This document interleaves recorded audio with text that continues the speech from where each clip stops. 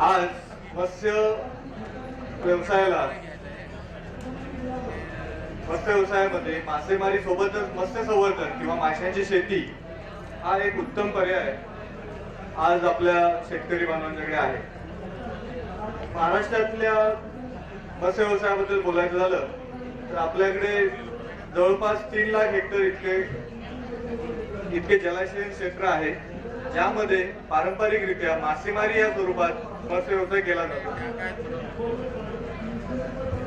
तुम्हाला माहित आहे की महाराष्ट्रातील पूर्व विदर्भातील काही जिल्हे भंडारा आणि गोंदिया हे लेक डिस्ट्रिक्ट तलावांचे जिल्हे म्हणून ओळखले जातात.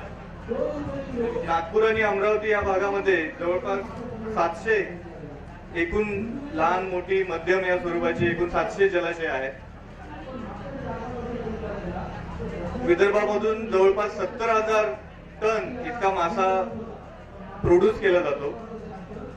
गोड्या पाण्यातील माशामध्ये विदर्भाचा वाटा महाराष्ट्रामध्ये जवळपास 60% इतका आहे. त्यामध्ये भंडारा, गोंदिया, नागपूर या जिल्ह्यामध्ये मासे उत्पादन मोठ्या प्रमाणात केले जाते. असं जरी असलं तरी जे जलाशयामधलं माशांचं जे उत्पादन आहे, प्रति हेक्टरी जे उत्पादन आहे ते फारच कमी आहे, अत्यल्प स्वरूपाचं आहे.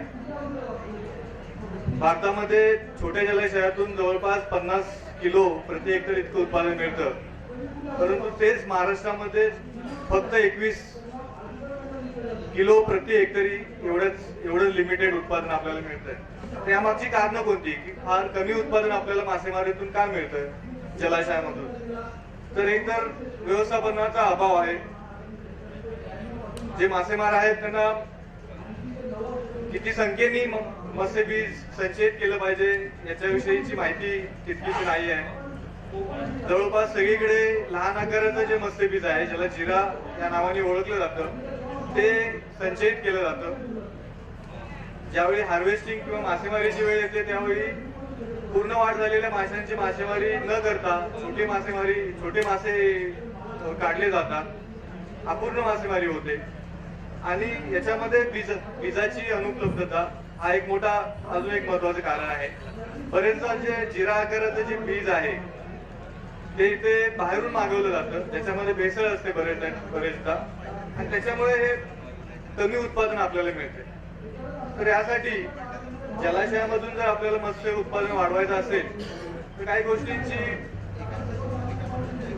बाबी आपल्याला पाळणं गरजेचं आहे.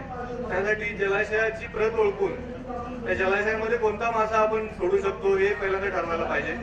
जसं आजकाल रोहू, कटला हे मासे जलाशयामध्ये मोठ्या संख्येने सोडले जातात आणि ते योग्य आहे. जलाशयामध्ये मासे संचयित करताना बीज संचयनाचा दर जो आहे तो योग्य राखला पाहिजे. जवळपास आपल्याकडे जे प्रॅक्टिस आहे त्याच्यामध्ये जलाशयामध्ये बकेटनी सीड जे बीज आहे ते सोडले जातात. प्लास्टिक पिशव्या आणल्या जातात आणि सरळ सोडले जातात. पण हेक्टरी आपण किती सोडतोय बीज याच्याबाबत कोणतेच नियम पाळले जात नाही. तर हेक्टरी 300 ते 500 बोटुकली मत्स्य बीज जे जरा मोठ्या आकाराचं बीज आहे त्याला बोटुकली बोलतात. 300 ते 500 तलावाच्या प्रतीनुसार आपण जलाशयामध्ये सोडलं पाहिजे. योग्य आकाराच्या माशांची मासेमारी जे टेबल साईज फिश आहे, ज्याला मार्केटमध्ये डिमांड आहे, असे 1 किलोचे मासे ते आपण पकडायला पाहिजेत. त्याच्यापेक्षा छोटे मासे आपण पकडता कामा नये. जलाशयाजवळ ते जे मत्स्य बीज आहे जिऱ्या आकाराचं, त्याला मोठ्या आकाराचं बीज मोठी बोटुकली करण्यासाठी आपल्याकडे असे तलाव जे फोटोमध्ये दाखवले ते छोटे नर्सरी तलाव असणं गरजेचं आहे. की आपण काय करतो जनरली जलाशयामध्ये जिऱ्या आकाराचं बीज सोडतो, ज्याला परजीवी खूप असतात, त्याला परभक्षी खूप असतात, त्यामुळे मरतूक जी आहे माशांच्या बीजाची वाढते. जवळजवळ 60% मत्स्य बीज याच्यामध्ये मरतं. म्हणून आपल्याला मोठ्या आकाराचं बीज सोडायचं आहे आणि ते मोठ्या आकाराचं बीज सहसा आपल्याला उपलब्ध होत नाही. त्यामुळे ज्याच्याकडे असा मोठा तलाव आहे, लीजवर वगैरे घेतलेला आहे, तर त्यांनी आपल्याकडे एक छोटा नर्सरी तलाव करणं गरजेचं आहे, ज्याच्यामध्ये तो मत्स्य जिऱ्या साईजचं बीज आणेल आणि त्याला बोटुकली साईज पर्यंत वाढवेल. या नर्सरीमध्ये, आणि हे जे बोटुकली साईजचं बीज आहे ते तो जलाशयामध्ये सोडेल. तर हे करण्याची आपल्याकडे गरज आहे.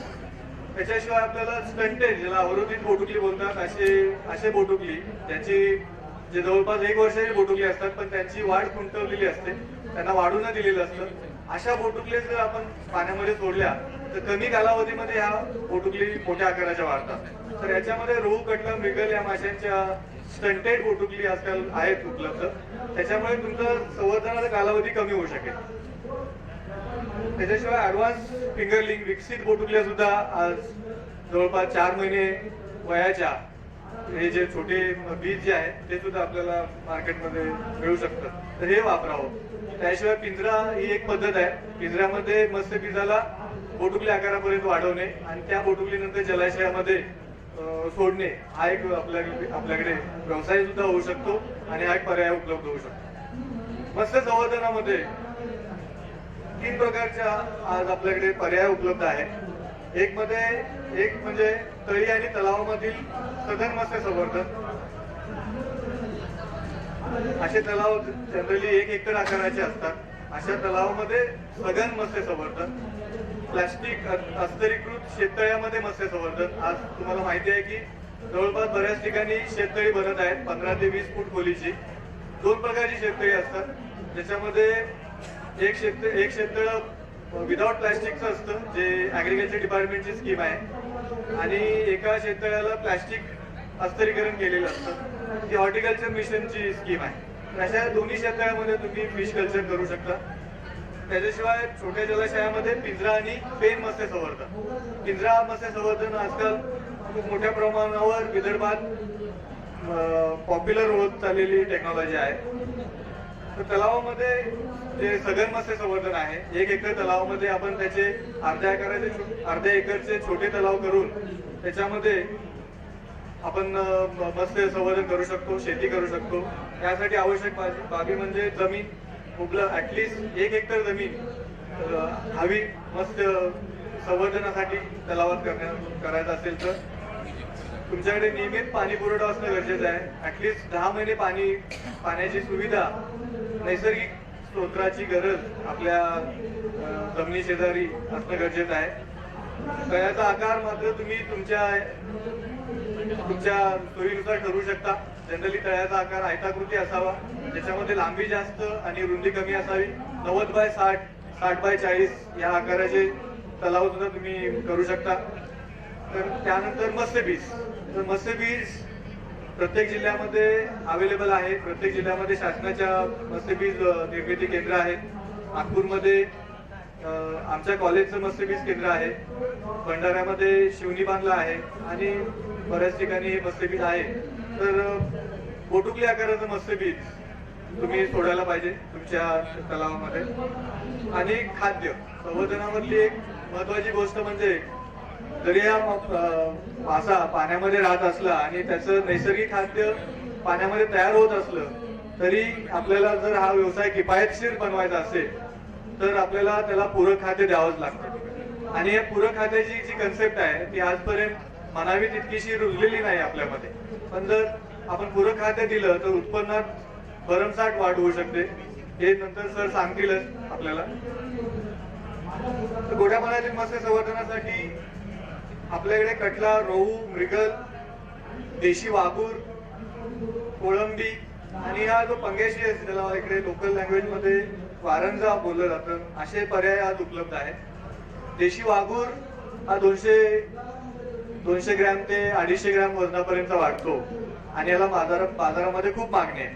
परंतु आजकाल असं चित्र आहे की आज बाजारामध्ये सरकारी वाघूर जो 1-1.5 किलो पर्यंत वाढतो, जो म्हणजे बाहेरचा प्रजाती आहे, ती बाजारामध्ये आपल्याला खूप आढळते. याचं कारण म्हणजे हा जो सरकारी वाघूर आहे तो 4 महिन्यामध्ये 1 किलो जाईल, पण त्याला मार्केटमध्ये डिमांड तेवढीशी म्हणजे त्याला रेट फार कमी आहे सरकारी वाघूरला आणि पर्यावरणाला घातक सुद्धा आहे. त्यामुळे देशी वाघूर जो औषधी गुणधर्म असलेला मासा आहे तो तुम्ही आपल्या तलावामध्ये वाढवू शकता. तलावामध्ये बी सोडण्यापूर्वी आपण माती आणि पाण्याचं परीक्षण करावं.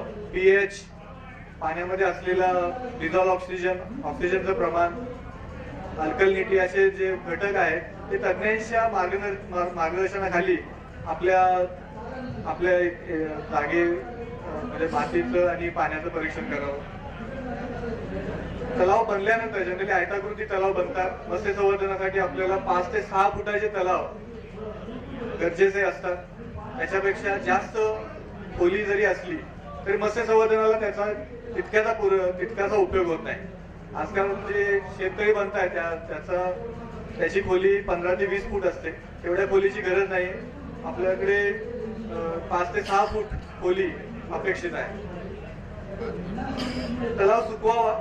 तलावात पाणी सोडण्यापूर्वी, तलावात बीज सोडण्यापूर्वी तलावाचा जो बॉटम आहे तो सुकवणे गरजेचं आहे, जेणेकरून ऑर्गॅनिक जे मॅटर आहे ते नष्ट होईल.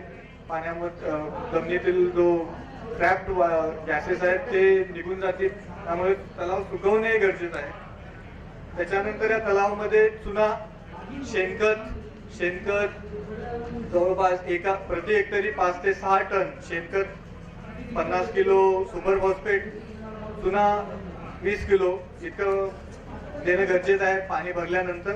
आणि मग तुम्हाला त्याच्यामध्ये बीज सोडायचं आहे. तर मत्स्य बीज सोडताना सुद्धा म्हणजे आपल्याला काळजी घ्यावी लागते की मत्स्य बीज आणल्यानंतर पिशवीचे तोंड उघडून डायरेक्ट सोडता कामा नये. त्या बीजाला तलावातल्या पाण्याशी अक्लमटाईज करणं गरजेचं आहे, अनुरूप होऊ देणं गरजेचं आहे. त्याच्यानंतर हळूहळू हे बीज संध्याकाळी किंवा एकदम म्हणजे सकाळच्या प्रहरी हे बीज तुम्हाला याच्यामध्ये सोडणं गरजेचं आहे. आणि त्याच्यानंतर तुम्हाला पाण्याची क्वालिटी आणि खाद्याचं व्यवस्थापन एवढ्याच गोष्टी तुम्हाला करायच्या आहेत. आणि कालांतराने 8 ते 10 महिन्याच्या कालावधीत तुम्हाला तुमच्या एका हेक्टर तलावामधून जवळपास 7 ते 8 टन माशांचं उत्पादन घेऊ शकतो. त्याच्यानंतर आजकाल या शेततळ्यामध्ये जे छोटी शेततळी आहेत, प्लास्टिक अस्तरीकृत शेततळी आहेत, त्याच्यामध्ये सुद्धा आपण जे वेगवेगळ्या आकाराची शेततळी आहेत, 60 बाय 40ची आहेत, 45 बाय 45ची आहेत, 60 बाय 60ची शेततळी आहेत आणि ज्याची खोली 15 ते 20 फूट आहे. तर याच्यामध्ये आपण कटला रोहू या माशांचं संवर्धन करू शकतो. हे शेततळी आणि हे प्लास्टिकचं अस्तरीकृत शेततळ आहे. त्याची हा 90 बाय 60चा शेततळ आहे, 90 मीटर बाय 60 मीटर. असे काही आमच्या महाविद्यालयातर्फे शेतकऱ्यांना आम्ही जे वेगवेगळ्या ठिकाणी मार्गदर्शन केलेले आहे. सापळे म्हणून वर्धा जिल्ह्यामध्ये आहे, नागपूरच्या जवळच कळसकर म्हणून त्यांचा पॉइंट आहे. तो एक प्लास्टिक अस्तरीकृत शेततळ्यामध्ये आपण या माशांना मत्स्य संवर्धन केलेलं आहे. ज्याच्यामध्ये आपण प्लास्टिकच्या शेततळ्यामध्ये रोहू आणि कटला संवर्धित करू शकतो. त्याचा जे बीज आहे आपण ज्यावेळी सोडू बीज त्याचा आकार 20 ग्रॅम पर्यंत असावा. स्टॉकिंग डेन्सिटी 18,000 ते 20,000 फिगरली बोटुकली जे आहेत ते 18 ते 20,000 बोटुकली आपण प्रति हेक्टरी या शेततळ्यामध्ये सोडू शकतो.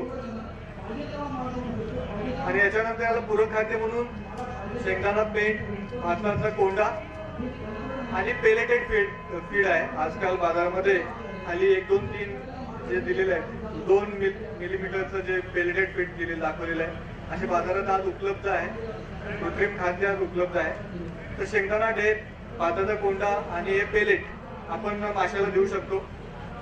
हे कसं द्यावं तर याचा चार्ट आपल्याला दिलेला आहे. थोडक्यात पहिले 2 महिने आपण मत्स्य बीज सोडल्यानंतर जे आपण एकूण मत्स्य बीज सोडलेलं आहे त्यांच्या एकूण वजनाच्या 10% आपल्याला खाद्य द्यायचं आहे दर दिवशी.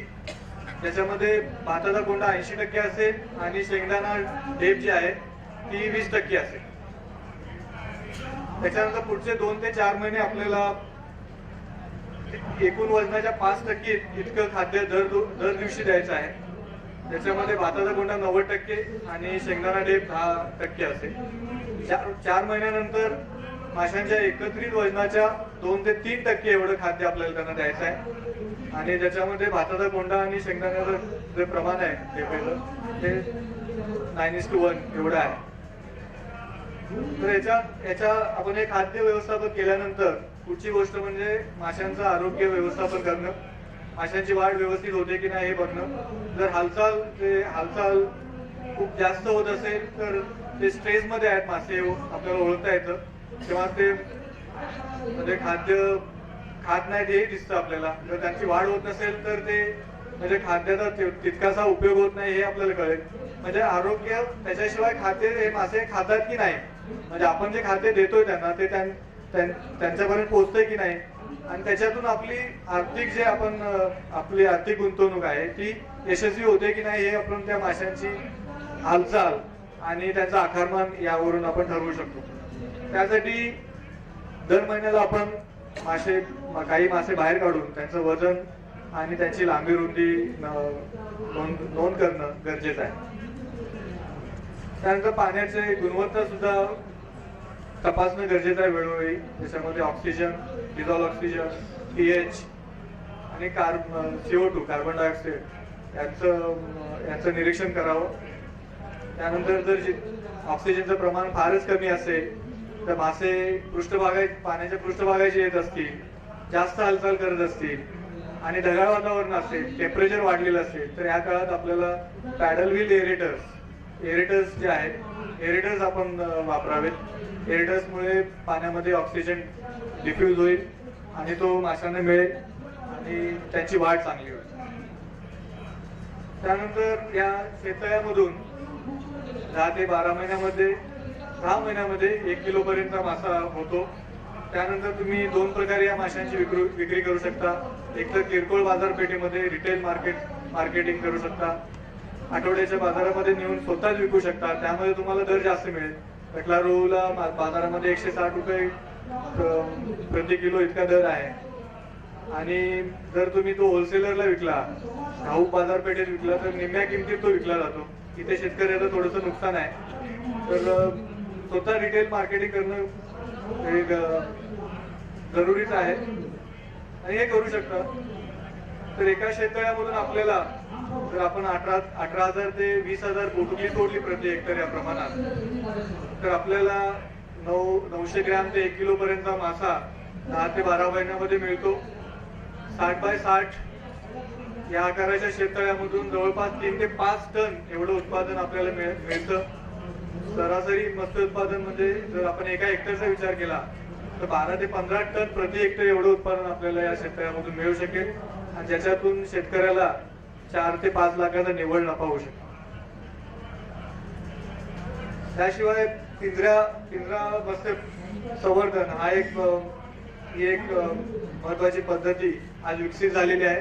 मोठ्या जलाशयामध्ये पिंजरे जे आहेत नायलॉन जाळी आणि त्याला प्लास्टिक ड्रम जोडले ते फ्लोट्स अशा आकाराचे पिंजरे आजकाल पेंच मध्ये तुम्हाला जर पेंच छोटा आजचा जो प्रकल्प आहे तिथे जर गेले तर तुम्हाला बघायला मिळेल पिंजरा मत्स्य संवर्धन 6 मीटर लांब, 6 मीटर रुंद आणि 3 मीटर खोली अशा आकाराचे पिंजरे, आणि त्याच्यामध्ये आपण हे मासे सोडू शकतो. त्याचा एक छान उपयोग असा आहे की आपण जितके मासे सोडू तितके मासे आपण मासेमारी त्याची करू शकतो. म्हणजे आपण सोडलेले मासे आपल्याला परत मिळतील. तर मोठ्या जलाशयामध्ये सोडले तरी मासे तरी ते परत मिळतील याची गॅरंटी नाही. तर पिंजऱ्यामध्ये ते मासे आपल्याला परत मिळू शकतात. तर यासाठी पिंजरा जो आहे तो तलावाच्या तळापासून 2 मीटर एवढ्या उंचीवर त्याला स्थापित करायला पाहिजे. आणि या पिंजऱ्यामध्ये rohu, catla, mrigal, grass carp, common carp, fungus, tilapia, red tilapia आणि पंगेशियस या नावाचे 2 फिश आज जनरली या पिंजरा मत्स्य संवर्धनामध्ये करतायत. त्याच्यामध्ये 108 हा घनमीटर आकाराचा पिंजरा आहे. याच्यामध्ये 5000 मत्स्य बुटुकली आपण सोडू शकतो, आणि 8 महिन्याच्या कालावधीमध्ये ही जी बोटुकली आहे 1 किलो पर्यंतची आपल्याला मिळू शकते. आणि या एका पिंजऱ्यातून 6 metre by 6 metre by 3 metre या एका पिंजऱ्यातून ऍटलिस्ट आपल्याला 3.5 टन 3,000 किलो ते 3,500 किलो एवढं मत्स्य उत्पादन आपल्याला याच्यातून छोट्या 6 बाय 3 मीटर एवढ्या छोट्या आकाराच्या पिंजऱ्यातून आपल्याला मिळू शकेल.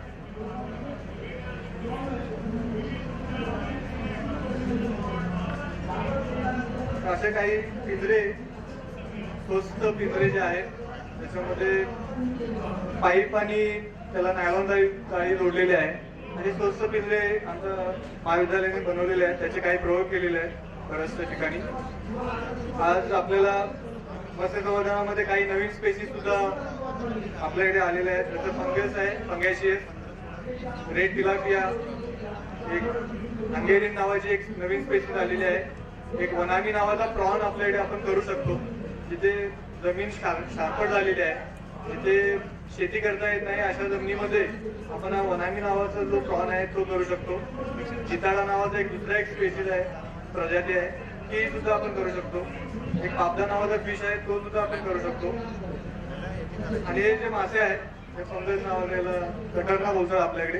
तर हा मासा पॉप्युलर होत चाललेला आहे, मागणी वाढत चाललेली आहे आणि याला आपण पिंजऱ्यामध्ये फार मोठ्या प्रमाणात करू शकतो. तिलापिया सुद्धा, हा सुद्धा याचे फिलेट चांगले बनतात. या दोन माशांचा एक गुणधर्म असा की याचे दोन भाग जे आहेत फिलेट, ज्याला बाजारात खूप मोठी मागणी असते, ते बनतात.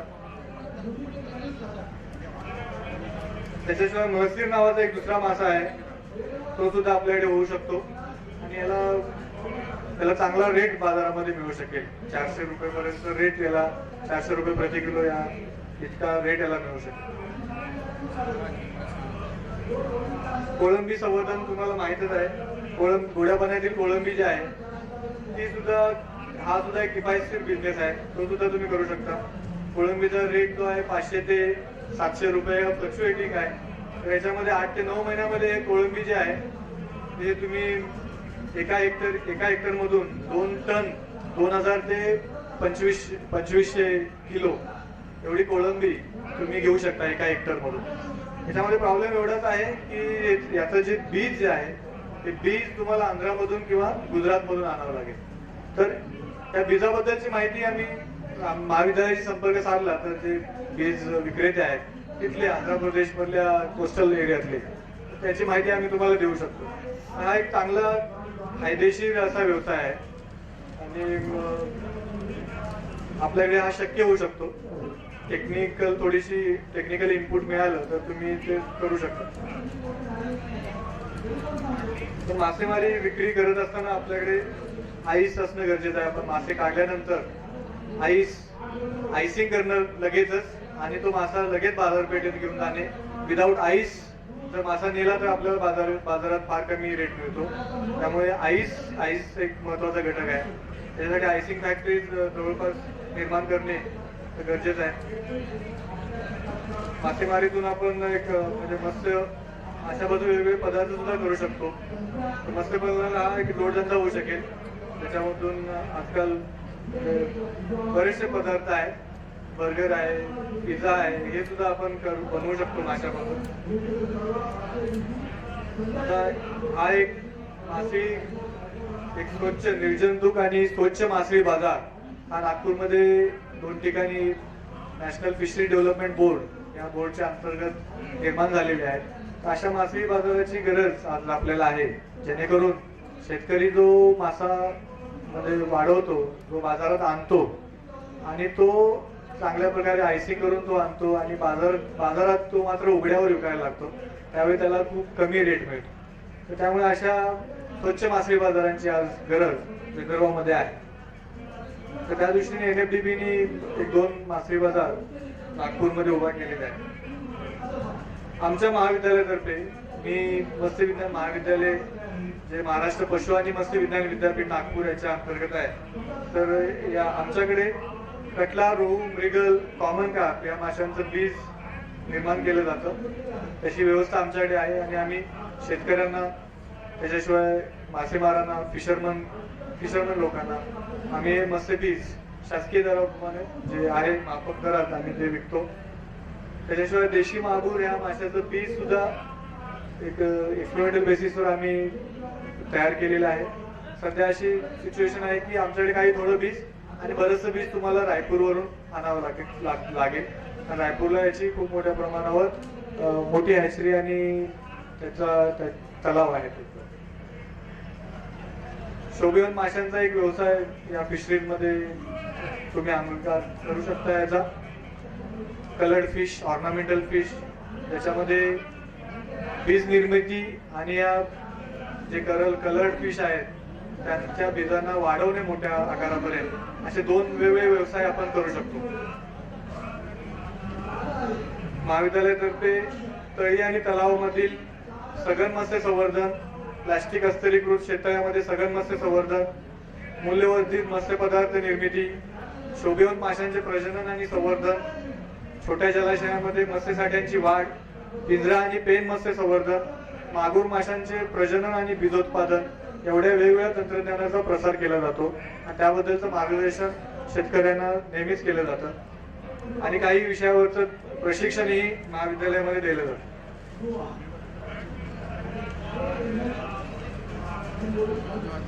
काही प्रकाशनं सुद्धा आहेत महाविद्यालयाची. छोट्या जलाशयातील मत्स्य संवर्धन, शेततळ्यातील मत्स्य संवर्धन आणि गोड्या पाण्यातील मत्स्य संवर्धन. तर इथे F2 मध्ये F119 ह्या जो स्टॉल आहे तिथे सगळ्यांनी भेट द्यावी आणि सविस्तर माहिती तिथून घ्यावी अशी मी सगळ्यांना विनंती करेन. आणि मत्स्य व्यवसाय हा एक, जरी हा नवीन मत्स्य संवर्धन पर्टिक्युलरली जर एक हा नवीन पर्याय असेल तरी हा किफायतशीर व्यवसाय आहे. आणि एका वर्षानंतर म्हणजे पहिल्या वर्षी कसं आहे की पहिल्या वर्षी थोडीशी इन्व्हेस्टमेंट आहे तलाव करण्यामध्ये, तर पहिल्या वर्षानंतर दुसऱ्या वर्षी हा आपल्याला म्हणजे भरघोस उत्पन्न जे आहे ते तुम्हाला देत जातो हा व्यवसाय. तर त्या व्यवसायाकडे जर तुमच्याकडे काही गोष्टी ज्या आहेत, जमीन, पाणी असं जर असेल तर तुम्ही वळावं आणि त्याबद्दलचं मार्गदर्शन आम्ही तुम्हाला सतत करत राहू. मला इथे बोलायची संधी दिल्याबद्दल मी धन्यवाद. आपला धन्यवाद. मी तसा एक 24 वर्षापासून शेती करतोय, पण पारंपरिक भाताची शेती, कापसाचं उत्पादन, सोयाबीन लागवड असं करतो. मी थोडंसं माझं शिक्षण इंजिनिअरिंग झालेलं आहे, पण शेतीची मला आवड होती. मी इंजिनिअरिंगशी संबंधित कुठलाही व्यवसाय केला नाही. मी पारंपरिक जी घरची शेती होती ती हातात घेतली आणि तिला करायला सुरुवात केली होती. एक 22 वर्ष झाले. आता काय झालं, शेतीत मी भरपूर प्रयोग केले, भरपूर उत्पादन केलं, व्यवस्थित राहिलो. मी सगळं व्यवस्थित संच बसला. लोक म्हणतात शेती असं आहे तसं नाही. आपल्या मॅनेजमेंटवरती सगळं शेतीचं उत्पादन आहे. तुम्ही कुठल्या पद्धतीने शेती मॅनेज करता त्याप्रमाणे तुम्हाला त्याचे रिझल्ट्स मिळतात. शेतीबद्दल आता विशेष नाही बोलत. मी मत्स्य व्यवसायाबद्दल मी 2010 साली एक माझा पारंपरिक तलाव होता 10 हेक्टरचा. त्याच्यात पूर्वी शिंगाड्याचं उत्पादन घ्यायचं आणि त्याचं मला फक्त वार्षिक उत्पन्न 1 ते 1.5 लाख रुपये मिळायचं. आणि तो शिंगाड्याचं उत्पादन घेणारा एक वर्ग होता तिथे ढिवर समाजाचा. त्यांना मी लीजवर द्यायचं, ते मला 1 लाख रुपये वर्षाला द्यायचे. 10 हेक्टरचा तलाव. ते उत्पादन मला कमी वाटलं, म्हणून मग मी विचार केला की आता नाही, आता आपण स्वतः करायचं. सर्वप्रथम मी शिंगाडा बंद केला. शिंगाड्याची शेती करणं, त्यांना लीजवर देणं बंद केलं. माझ्या स्वतःच्या शेतात मी या मत्स्य व्यवसायाबद्दल माहिती गोळा करून यांना कॉलेज ऑफ फिशरीजला अप्रोच झालो. मी त्यांच्याकडे गेलो, त्यांच्याकडनं मार्गदर्शन घेतलं आणि त्या व्यवसायात येतो. मला इतकं मोलाचं मार्गदर्शन मिळालं कॉलेज ऑफ फिशरीज. सुरुवातीला मला बीज सुद्धा त्यांच्या कॉलेजतर्फे मिळालेलं आहे. कुठल्या साईजचं बीज स्टॉकिंग करायचं, किती महिने ठेवायचं, त्याचं फिडिंग कसं करायचं, हे सगळं मार्गदर्शन कॉलेज ऑफ फिशरीजनी मला केलं. आज मी त्या 10 हेक्टरच्या तलावात मी वर्षाला 8 ते 9 लाखाचं उत्पादन घेतो आहे. तो मला एक शेतीला जोडधंदा झालेला आहे आणि फायदेशीर आहे. एक साधं उदाहरण, बाकीच्या टेक्निकल बाबी सोडायच्या, एक तुम्हाला 3 रुपयाचं किंवा 2.5 रुपयाचं एक सीड बिजा घ्यायचा आहे. तो तलावात टाकायचा आहे, 8 ते 9 महिने ठेवायचा आहे. त्याला 9 ते 10 महिने ठेवायचा आहे आणि 100-120 रुपयाला तुम्हाला विकायचं आहे. एका मास्यावरनं तुम्ही तुमचं बिझनेस कॅल्क्युलेट करू शकता. बाकी इतर टेक्निकल बाबी मार्गदर्शन कॉलेज ऑफ फिशरीजचे प्रोफेसर सर आपल्याला करतील. पण मी शेतकरी बांधवांना एवढंच सांगतो की आता गव्हर्नमेंटची स्कीम आहे, ज्याच्यात छोटे छोटे शेततळे गव्हर्नमेंट बनवून देत आहे. त्याच्यात मत्स्यपालन केलं पाहिजे. हा एक शेतीला जोड व्यवसाय होऊ शकतो, जोडधंदा होऊ शकतो. एवढंच बोलून मी माझे 2 शब्द. माझा नंबर, आपल्याला कुठलंही सहाय्य हवं असेल तर माझं नाव राजू डहाके, नंबर 818 830 5558